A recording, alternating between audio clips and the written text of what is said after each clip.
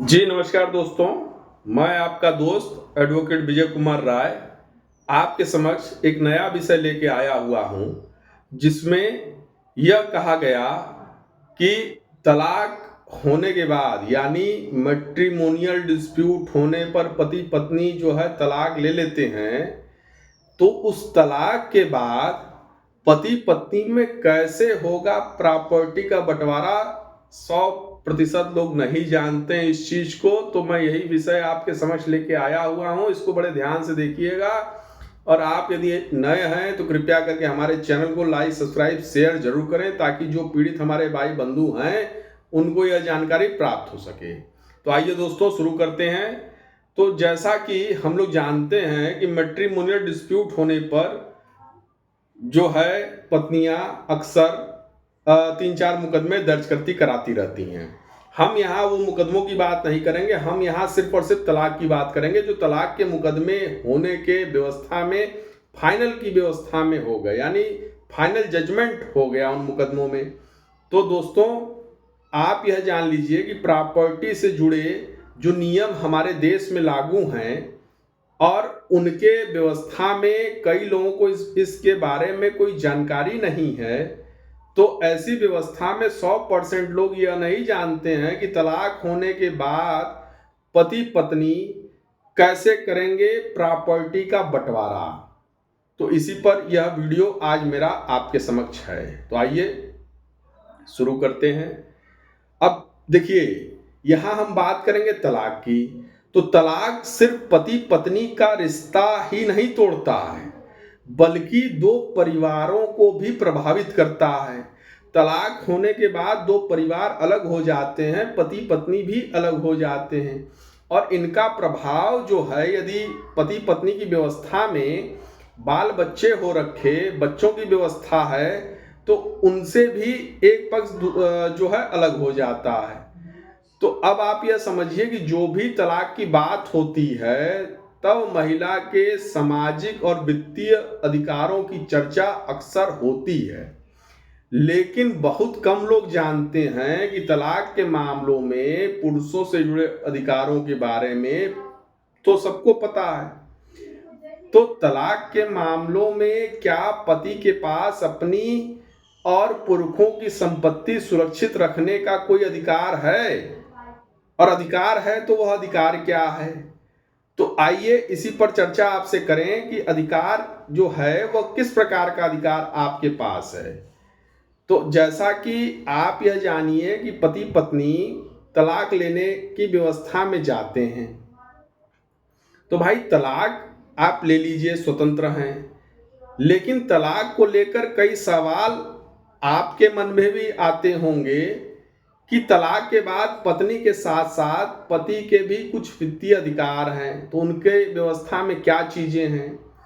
तो आप यह जानिए कि शादी से पहले या बाद या शादी के दौरान पत्नी के माता पिता द्वारा दिए गए उपहार पर पति का अधिकार होता है। कोई भी संपत्ति जो पति द्वारा पत्नी के नाम पर खरीदी गई लेकिन उपहार के रूप में उसे नहीं दी गई, तो उस पर भी पत्नी का अधिकार नहीं होता है। पत्नी किसी भी संपत्ति पर तभी दावा कर सकती है जब वह उसने खुद खरीदी हो। अगर उस संपत्ति को खरीदने में पति का योगदान है, तब उस संपत्ति पर पत्नी पूर्ण रूप से दावा नहीं कर सकती है। पति पत्नी के अगर साथ में कोई संपत्ति खरीदता है, तब तलाक की स्थिति में इसकी कुल वैल्यू के एक महत्वपूर्ण हिस्से पर पति दावा कर सकता है। तो पति पत्नी में संपत्ति का बंटवारा कैसे होता है तलाक के मामलों में? तो पति द्वारा खरीदी गई, भुगतान की गई संपत्ति पति की ही मानी जाती। यानी यदि मैं अपनी पत्नी के नाम पर कोई संपत्ति खरीद रहा हूं और मेरी संपत्ति के व्यवस्था में पत्नी से तलाक हो जाता है, तो ऐसे कंडीशन में यही माना जाता है कि उसके भुगतान की व्यवस्था में तो मैंने ही पैसा दिया, हमारी पत्नी कौन सी कमासुत है।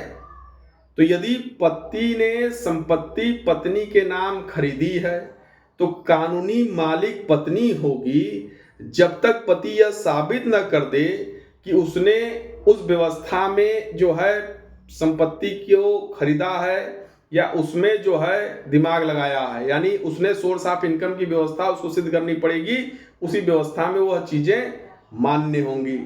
तो दोस्तों आप यह जान लीजिए कि पति पत्नी के डिस्प्यूट होने पर, तलाक की व्यवस्था तक के निपटारे होने पर, पति पत्नी के व्यवस्था में प्रॉपर्टी का जो भी बंटवारा होता है वो 100% लोग नहीं जानते हैं, लेकिन जो मैंने यह वीडियो बनाया उसमें आप यह जान लीजिए कि वह प्रॉपर्टी जो पति ने पत्नी के नाम पर खरीदी है, तो पत्नी अगर कमासुत नहीं है तो उस व्यवस्था में पति ही मालिक होगा, भले ही मालिकाना हक पत्नी के नाम पर हो। दूसरी चीज यह है कि उसी व्यवस्था में, प्रॉपर्टी की ही व्यवस्था में, यदि पुश्तैनी संपत्ति या पुश्तैनी मकान, यानी मान लीजिए कि मेरी शादी फलाने से हुई और फलाने के नाम पर कोई संपत्ति है नहीं, उसका संयुक्त परिवार चला रहा, संयुक्त प्रॉपर्टी सबके नाम पर चली आ रही, तो उस केस में पत्नी के नाम पर कोई प्रॉपर्टी नहीं होगी, या पत्नी चाहेगी भी तब भी उस व्यवस्था में कोई प्रॉपर्टी का लाभ नहीं ले पाएगी। यह जो बंटवारे की बात मैंने आपसे वीडियो के शुरुआत में कहा कि 100% लोग नहीं जानते, तो वो इसलिए कहा कि आप यह समझिए कि आप सिर्फ और सिर्फ उसी प्रॉपर्टी पर तलाक होने के बाद क्लेम कर सकती, या तलाक होने से पहले भी उस प्रॉपर्टी पर क्लेम कर सकती कि जो आपके पति द्वारा अर्जित की गई है। आप सोचिए कि संयुक्त परिवार की प्रॉपर्टी पर आप क्लेम करेंगी, नहीं होगा। आप सोचिएगा कि पूरे गांव की प्रॉपर्टी पर आप क्लेम करेंगी, नहीं होगा। तो ये उन्हीं प्रॉपर्टियों पर लागू होगा नियम जो प्रॉपर्टी आपके हस्बैंड द्वारा अर्जित की गई है। तो दोस्तों यदि यह वीडियो आप लोग को मेरा पसंद आया हो तो कृपया करके आप इसे लाइक सब्सक्राइब जरूर करें, ताकि फिर एक नए वीडियो के साथ मैं एडवोकेट विजय कुमार राय आपके समक्ष प्रस्तुत हो सकूं। जय हिंद, जय भारत।